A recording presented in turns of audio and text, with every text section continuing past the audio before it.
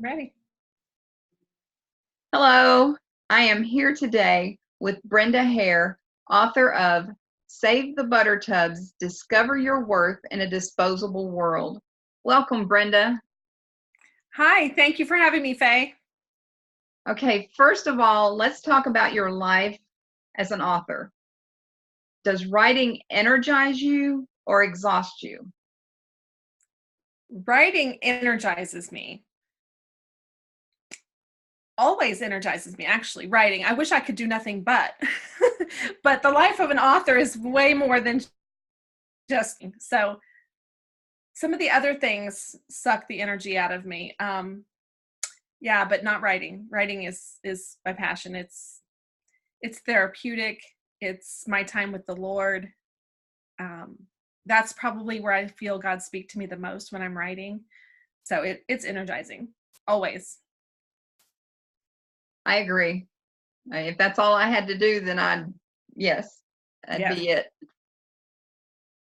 Tell me about an early experience where you understood that language has power.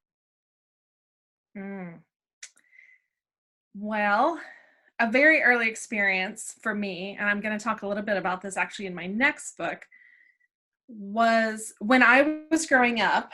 I was always referred to as like Alice in Wonderland or the pretty girl. I had, at the time, believe it or not, my hair is naturally curly now, but it was straight as a board, white blonde.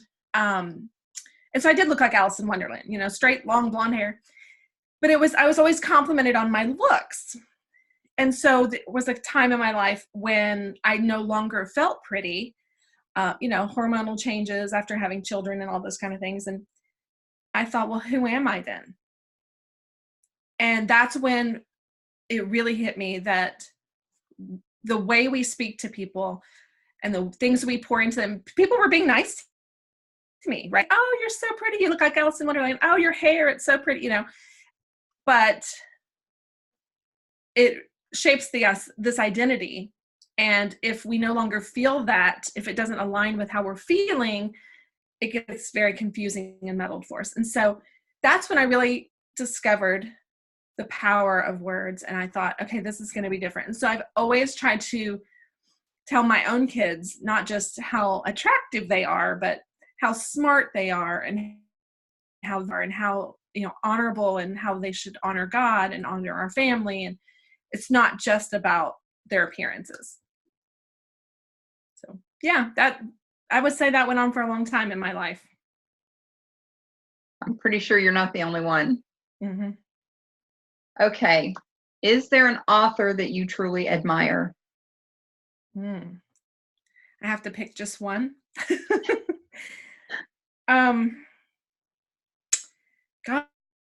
Gosh, the author, this is going to sound, I would say the author that is sitting at home right now, writing because they know they're supposed to, but probably crying because they're struggling through it, because it's not an easy process. And we've all been there through the process of saying, why am I even doing this? Someone's going to read it. We've all had those doubts. And I admire the authors that push through them and that do it for their readers, not for fame or fortune, but that they do it because they know they've been called to do it and that they have a reader waiting for the words that they're writing. So I know it's a general answer, but yes, I would think that I admire the writers that push through. Maybe general, but that's a powerful answer. Thank you. What kind of research did you do for your book? Well, my book is a story about my grandmother and all the good in her life, as well as my own internal struggle with self-worth. And so the research that we did was primarily, and I can't say that I did a lot of it, my sister, who I mentioned in the book, Jennifer, she did a lot of the research for me. She's our family historian. And so I did a lot of family history research, those type of things, to make sure facts were accurate. But other than that, it's a nonfiction book. And so it's stories that either There were some things that I had to look up and make sure, is that how you really spell that? Because no one says that anymore. Or is she using the right word? Because in my book, there's sections of it that is actually her writing. And I tried to preserve as much of that as I could. And so in doing that, I needed to make sure that the words were true, was that the actual word that she should be using there?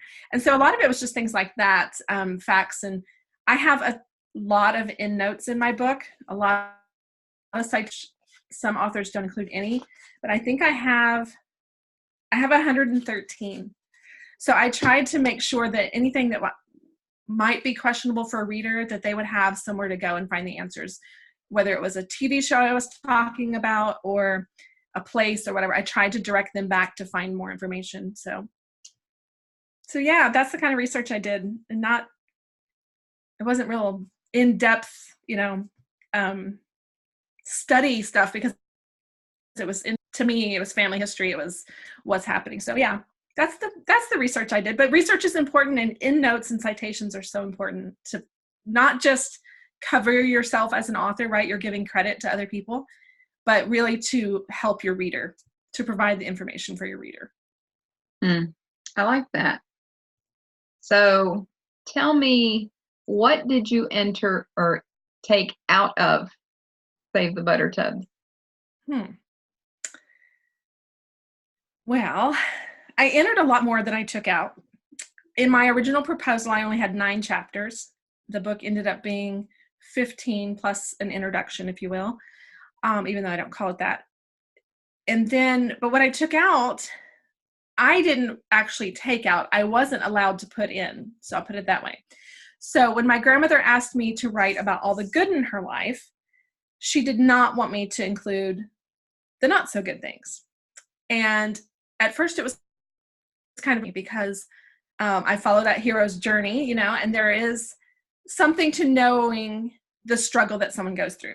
If you know the struggle that someone's overcome, you can relate to them, you can see yourself in them, and it makes for more of a heroine at the end, right? And so I thought we should put some of those things. She lived a tough life. I mean, she lived through a lot, and it was hard not to include those things, but I did honor her, even though she had passed and I could have wrote whatever. I did honor her and leave out the not so nice things. So some of that's coming in my next book, not her stories, but mine. I'm going to be sharing my depression story in my next book. And so people will hear some not so nice parts of my own life, but not of her own. So I think honoring her was a good decision. I agree. Yeah. Okay. So what does literary success look like to you? Literary success look like to me? Well, I think I've already achieved it in my own mind, because I think literary success looks like your words having an effect, a positive effect, hopefully, on other people. And whether that's a small scale or a large scale, I have achieved that. And to me, that's what success looks like. It's not a financial number. It's not a number of books sold number. It's not, in fact, there's a quote that our publisher talks about, that most first-year authors sell 250 books in the first year of their, so knowing that, I was like, okay, that's my goal, right, to hit 250. And I was very blessed to hit that right out of the gate. And so I stopped counting. I have no idea. I don't want to know. It's not about that for me. But initially I was like, well, that seems doable. I can do that. And once I hit that, I said, okay, that's it. I don't want to know. I don't want to keep track of that. Because for me, it's really, the whole purpose of writing my book was to share my story and her short story to change lives and to transform people's lives. And so that's what it's about for me. And success comes in the form of little emails or messages, or I had a sweet lady post yesterday a picture of my book with a Buttercup she did and left a sweet sentiment. And so those things mean so much. So that's success to me. That's awesome. All right, let's switch just a little bit and let's talk about Save the Buttertubs. Okay. Tell me briefly about your story, why this, or your grandmother's story. Tell me the backstory. Sure. So she was coming to the end of her life. She was, gosh, when she first asked me to write this, she was still living on her own at home. But she knew, she knew her memory was starting to fade and things like that. And so I think she originally asked me to write it as a way to preserve like a legacy for her. She felt like if I can pass the good on, then that's a good thing. And I'm so thankful that she did, because I had been working on writing books for years and had never followed, I had met with some publishers and I was told I was a nobody and to come back when I was a somebody. And I thought, well, how do you even do that? This was before Facebook and platforms. And it's like, well, how do you even do that? And so I was struggling as a writer, and she asked me to write and she believed in me. And so it helped me to learn that ultimately I'm the Buttertub that she saved. The metaphor, I always knew the title of the book would be that, because tubs always, there was a pile on her kitchen counter. That's where the leftovers went home with you. That's where the extra, she was dividing out a gallon of pickles for the family, things like that. She would do those kind of things. And so I always knew that would be the title, and I never really knew why. I just thought Save the Buttertubs. That's catchy. That's her. She always did that. But through the process of the proposal and writing the book and speaking with her, of course, she was passed by the time I realized the metaphor. That ultimately I'm the Buttertub she saved. Had she not seen the value in me and as the empty vessel that I felt like I was at the time to carry her message forward, I probably wouldn't be on the path I am now. I probably would have never published the book that I did now. The 7 that I have in my head wouldn't be on their way out of my head. So it was really an incredible gift that she gave me. Okay. In your book, you talk about 5 lies we need to trash. Mm-hmm. Can you share those? Yes. So in the book, I call them creative names here. So I'm going to read them to you, and then I'll tell you what each of them is. So I'm going to read them in order. Lies we eat, the lies we believe, the lies we buy, the lies we tell, and the lies we avoid. And so what each of those are, okay, so the lies we eat is what I call creative. So eating is one of the ways I creative avoid. It's one of the ways a lot of people creative avoid. Instead of, and I'll explain the difference between procrastination and creative avoidance. So procrastination is basically when you have a task, you have to get it done, but you put it off until the last minute. That's procrastination. Creative avoidance is more of knowing you're called to do something or you're tasked to do something, and you should do it. It is the good, but you might never do it because you're either fearful or some of these other lies that we're going to go through. And so you're creatively avoiding it. You're taking on another job because this one may not be financially stable, so I better go do this instead. Or I'm going to go eat instead of work at my desk because I don't really want to go there yet in that part of the book, or whatever the case may be. There's all different types of creative avoidance. Shopping, people, I have a whole list in the book. The second one, lies we believe, is control. So we believe we have a lot more control than we actually do. And I share in the book a story about how we don't even really control our health. We think that we can be healthy and we can go to the gym and we can do all these, but really there's parts of us that we cannot control. And I share a couple of those examples. I have some different health disorders that they're gene mutations I was born with. I can't do anything about it. I can control the maintenance of those things, but I can't actually control the fact that I have it or don't have it.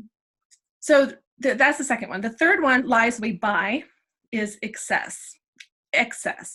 So a lot of times in our creative avoidance, we will shop or we will buy things that we think we need, right? We'll justify, and we will just keep, I mean, it's so prevalent in today's world. You just keep buying and buying and buying and buying. And even as an author, I've learned to stop doing it with books, because I have a whole shelf of to read, that I haven't. And I'm like, I can't buy another book if I can't read it. Like, just stop buying them until you're done with the shelf you have, or buy it in another format so that you can actually digest it faster. So that's lies, the excess lies we buy. And the internet, the television, everyone's telling us, you need this, you need that, you need to buy this latest thing. We have closets stuffed full of clothes, and we have kitchen cupboards stuffed full of dishes and food, and we just buy and buy and buy. Buying has become this comfort, and it's a lie. We don't need those things. And then the lies we tell is chapter 4, and it's the excuses. And I don't like excuses. I'm the kind of person that would rather tell the truth and kind of put myself out there than make an excuse. And when I do tell an excuse and I hear it come out, I catch it immediately. Like, oh, that's an excuse. I just need to go do this thing. But we make excuses, and the excuses can be anything from, I'm not good enough, I don't have enough education, I'm too heavy, I'm too thin, I'm too short, I'm too tall, I'm too poor, I'm too rich, I'm too whatever. We have it, right? To all extremes, just average, I'm in the middle, whatever. And then the 5th one is the lies we avoid, which is fear. We will avoid being fearful at all costs. And it's tough, because fear kind of encompasses all the lies, right? Because a lot of the reasons why we do all these other things is because we're fearful. We make excuses because we're really afraid. We creatively avoid because we're really afraid of what's on the other side. And so fear really encompasses it all. But my favorite book, the Holy Bible, tells us, do not fear. God tells us 365 times, do not fear. So he's got us covered, one for every day of the week, every day of the year. Do not fear. And so if we would just learn that, we could avoid all of this, these other lies. So yeah, so there's the 5 lies. If you will learn to trash those things and really live in our truth, we'll be a lot better off. But it's a daily practice. Probably minute by cases. Right. So I'm thinking, because I'm seeing you now, I'm thinking that you've put those 5 to work in your life. Yes. And it's an ongoing process. Right. It is ongoing. As I grow and change and, into my new roles, fear still comes up. New challenges arise. And then you say, oh, can I do this? Am I qualified? Who am I? Or there's still, fear. You're starting the writing process all over with the 2nd book. And you're like, is anybody going to read the 2nd one? Is anybody, And so those fears still come. And it just gets quicker to move past them. It's really being clear on what you're meant to do, called to do, molded to do. And when you're clear on that, it's like, no, I'm supposed to do this. Fear can go away. There's a good song my husband has right now. I can't think of the name of it. He's listening to it over and over. And it's basically singing to the devil. And it says, you go back to hell where you came from. And, it's like, yeah, leave me alone and go back, because I know my purpose and it doesn't include you. So. Wow. So, and then you talked about how the one about fear kind of wraps all the others up in it. So would it be reasonable to say that you think that trashing the lie, what'd you call it? The lie that we avoid being fear. Would you say that's the most important one to start working on? Yes. But I think the other 4 will help you identify the ways you deal with fear. So it's really, if you'll learn that fear is the cause of why you're buying things. Why are you buying these things? Are you buying them because you really need them? Are you fearful that you won't fit in? Are you fearful that you know, have enough or whatever, or you're trying to build a wall around yourself. There's so many different reasons. So you learn the triggers and the reasons why, what fear does to you. Mm-hmm. And then that'll help you learn how to face it head on and kind of just shut it up. Okay. As you were writing Save the Buttertubs, who were you seeing? Who were you writing this book to? That is such a great question. So in a lot of ways, I was writing it to my former broken self. And I say former very loosely, right? Because I still feel like I'm broken. God's just put me back together. So in a lot of ways, I was writing for people that I felt like were like me, that had been discarded in some way, shape, or form in their life. And whether that was through a relationship, a job, their parents, whatever, and needed to know that they're worthy.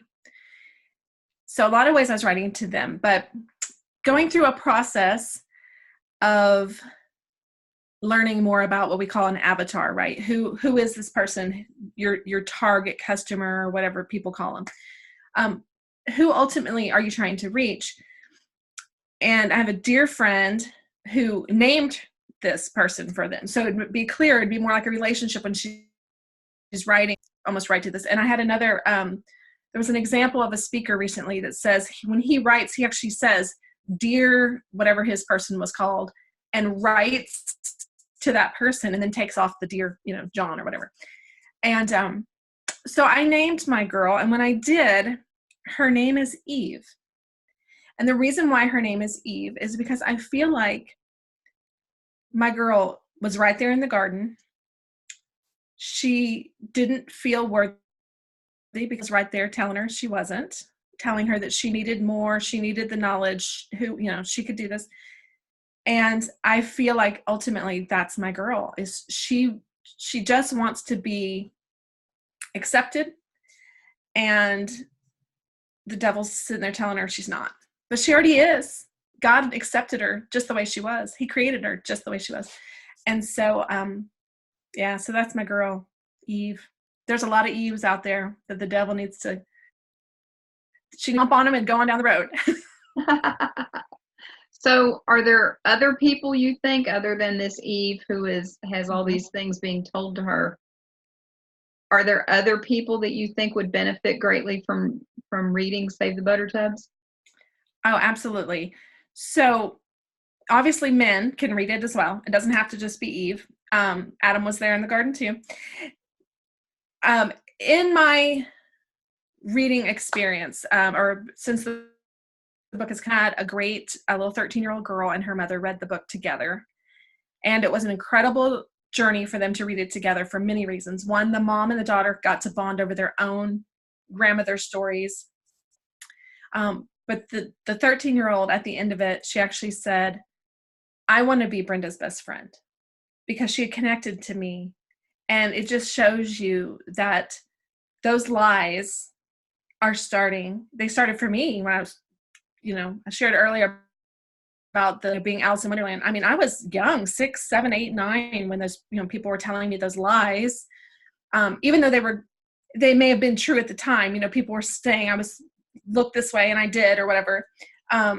It was a lie about who I truly am. And so that's happening at an early age. So teenagers, this would be a great book for teenagers. Recently, a very sweet author friend of mine said, you know who really needs your book right now is who are getting divorced because they're being discarded. They feel discarded. Their relationship has come to an end and they don't feel worthy of their life, moving on, that type of thing. And, you know, I've been there and I can completely relate to that. And so, yeah, there's a lot of different types of people that could benefit from it for sure. There's so many lies out there coming at us, and so many people don't feel worthy of a lot. That's why they stay stuck or average, or, you know, they're just like, well, I'm just going to go to work, come home and do the same thing, go to work, come home and do, because I'm just this average person and not worthy of anything different. Um, and while work is biblical, being stuck in a rut is not. So, yeah. Wow. Okay. Last question. Okay. Tell me what your hope is that your book will achieve in the lives of your readers. You're gonna make me cry now. Well, I truly hope that they will be transformed. You know, the 3 parts is the lies we tell, you know, trashing those lies, treasuring the truths so that we can transform our lives and legacies. And I truly want people's lives and legacies to be transformed. It breaks my heart when people are stuck and when they don't see. I've been there, and it's not a fun place to be. And what I truly want to see happen, I'm seeing happen through some of my readers. And it's so, I mean, I just have to shout out to Robin. Robin has read the book. She was in a kind of a stuck place, and she has completely taken control of her life and her situation. And I don't even know how much weight she's lost. She wants to be a health and fitness coach. And you know what? I'm just going to get rid of the lies and do it. And she's done a fantastic job. And I'm not taking credit for that at all, but she's read the book. She saw me in my transformation. And so she's doing it. And that's what I want to see. I want to see people truly transformed. And not that we all have to change overnight and be this, you know, overnight success or anything like that, because that's surely not the case. Even here, people say overnight successes happen in 10 years. It just looks like overnight. I don't believe in overnight successes. What I believe in is transformation is every day. It's progress, not perfection. We're not going to reach perfection this side of heaven. And so it's just taking one step in the right direction and truly realizing that the legacy we're leaving is right around us every single day. I talk about the circles of influence in the book, and that there's 3 circles. And it's so important to real impact you have on each of those circles every single day, whether it's at the grocery store, in your own family, over the internet. We're all making an impact every day. Now we have to decide, is it for the positive or the negative, and which one of those do we want to be our legacy? So. Wow. Yeah. Wow. May God bless you with every bit of that dream for your book. Oh, thank you, Faye. Thank you so much for having me. I am excited to see, you know, what the book will do. I'm excited to see the continued work in you as well. Thank you. You are an amazing woman. You're a fantastic encourager. And I just hope that people that watch this interview will capture that from hearing you here, and they'll all want to be Brenda's best friend. Oh, thank you. Thank you. Well, I'm open to best friends. I'll take it. Yeah, I love connecting with people, and I love hearing their stories. That's coming more in 2020. I'm going to be doing some exciting stuff about people's stories, and so I can't wait to roll some stuff out there. So yeah, I'm excited. I want to meet people. I want to hear people's transformations and their journeys, and even their struggles. You know, I think sometimes when people read a book and they don't find the transformation that they're looking for right away, they feel like, if they're listening to this and they've already read I don't feel transformed. The book didn't work for me. Maybe it's that they need to do a little more discovery and go a little deeper. And I want to help people with that as well. So if that's you're listening, and you want to take a deeper dive, reach out to me. I would love to dig deeper and help you uncover what's going on. What are the lies that you need to trash? What are the treasures that you have right around you? If you can see that, you will see a lot of truth, and we can get you transformed. Awesome. Thank you so much for coming and sharing your heart with us. All righty. Bye-bye. Bye. Thank you.